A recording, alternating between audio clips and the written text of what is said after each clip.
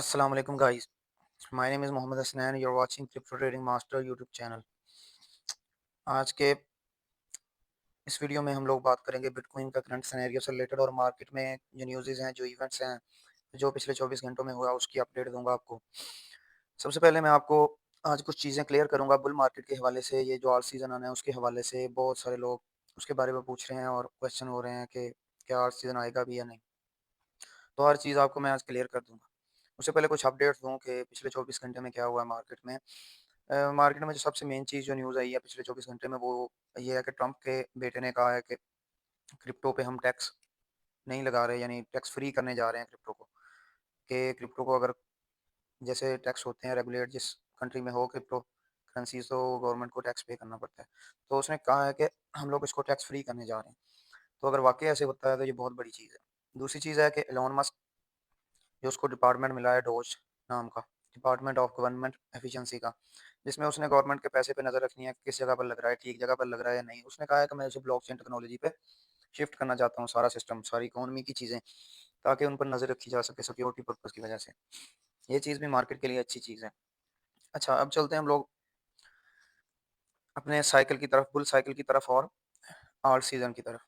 देखें, all season हमेशा इसलिए होता है, मार्केट का टॉप इसलिए होता है कि उसमें ज़्यादा से ज़्यादा आवाम लाई जाए, रिटेलर्स को लेके आएँ, न्यू बंदे लेके आएँ, मार्केट में इस तरह का ब्लास्ट, इस तरह के ट्रेंड्स हों कि लोग ऑटोमेटिकली उसकी तरफ आएँ। लेकिन वो लोगों का ट्रेंड अभी नहीं आ रहा है। आप गूगल ट्रेंड्स जाके चेक करें तो आपको पता चलेगा कि क्रिप्टो में उस तरह लोग नहीं आ रहे जिस तरह एक बुल मार्केट में आना चाहिए। तो इसकी क्या वजह है कि मार्केट में अभी वो टॉप आया ही नहीं है। और दूसरी चीज़ ये है कि जब भी टॉप आता है तो एक ग्रीड होता है मार्केट में बहुत ज़्यादा। वो ग्रीड नहीं है अभी।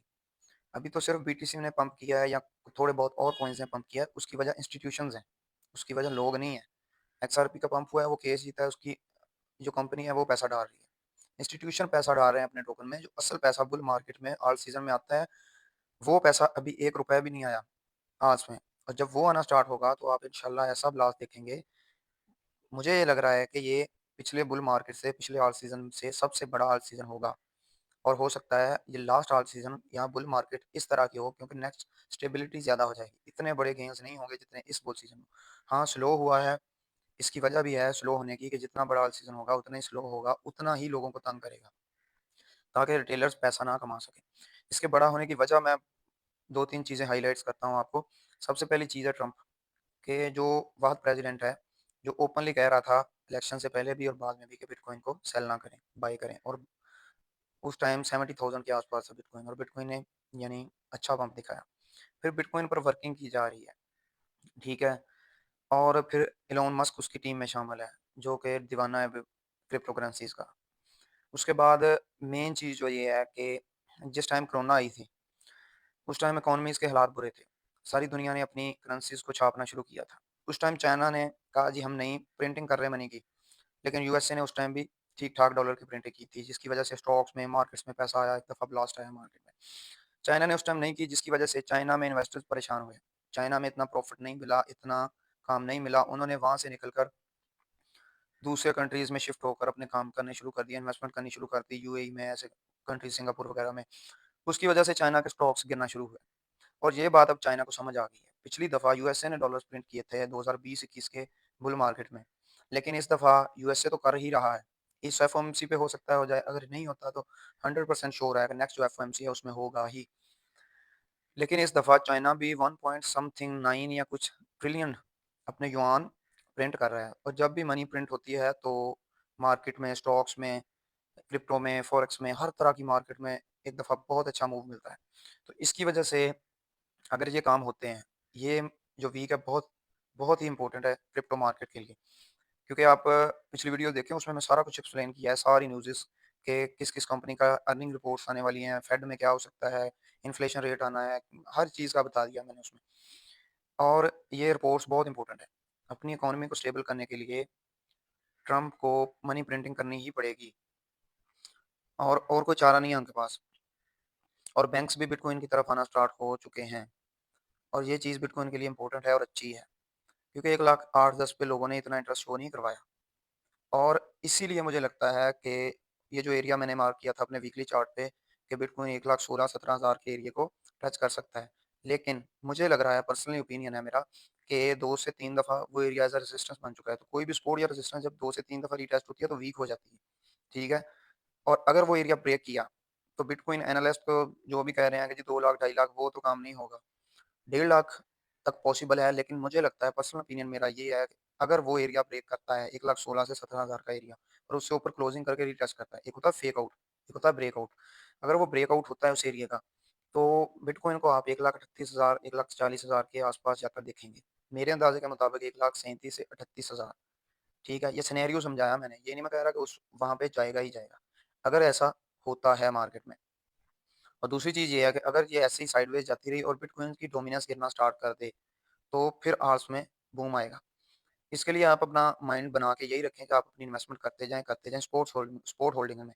और आप इस क्वार्टर के एंड पे, जो कि ऑलमोस्ट मार्च अप्रैल, यानी अप्रैल तक, अपना पैसा निकालें। उसके बाद मार्केट में करेक्शन होनी चाहिए, क्योंकि इसी तरह मार्केट्स और चार्ट से चीज़ें वर्क करती हैं। ये नहीं होगा कि बिटकॉइन चलना स्टार्ट होगा और 2 ढाई लाख पे जाके रुक जाएगा।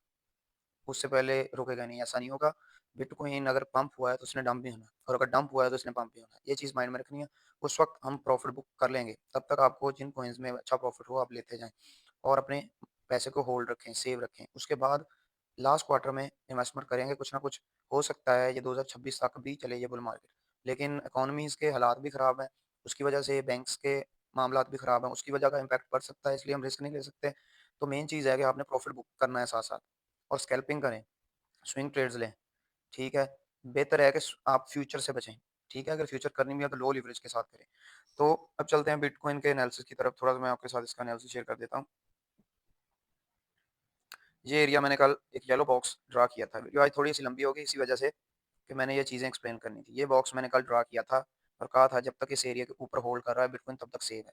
अगर इस एरिया के नीचे जाता है, क्लोजिंग देता है, तो मार्केट आप देखेंगे नेक्स्ट 93 टू 94,000। लेकिन ये चीज़ देखें कि बिटकॉइन ने क्लोजिंग ऊपर ही दी है, एक विक लगाई है, सिर्फ स्टॉप लॉस हंट की है, ठीक है?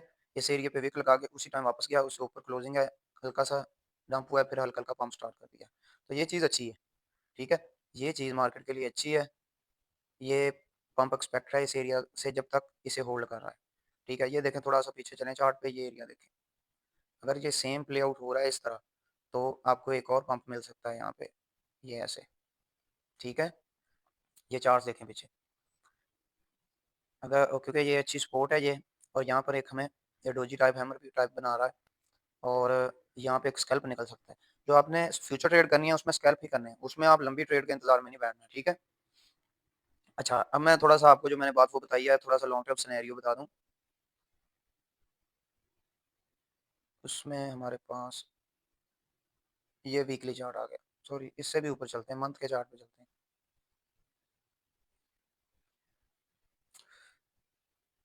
ये हमारे पास मंथ का चार्ट आ चुका है, ठीक है? अब इसमें देखें हम लोग, वो मैंने एक ट्रेंड लाइन ड्रा की थी पिछली वीडियोज़ में, अगर आपने देखी हो तो।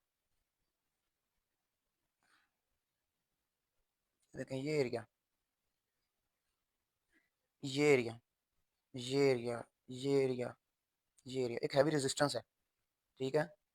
यहाँ से रिजेक्शन मिली है बार-बार, लेकिन अगर ये ब्रेक होती है यहाँ से, आपने वेट करना है हल्का-सा पंप हो, फिर मार्केट वापस आए, फिर इस एरिया को टच करके हल्का-हल्का पंप स्टार्ट कर दे, तो उस टाइम मैंने कहा है आपसे कि 1,38,000 का एरिया टच कर सकती है मार्केट, जो कि करना चाहिए, ठीक है? तो वहाँ पे आपकी एक लेजेंडरी शॉर्ट की एंट्री बन जाएगी।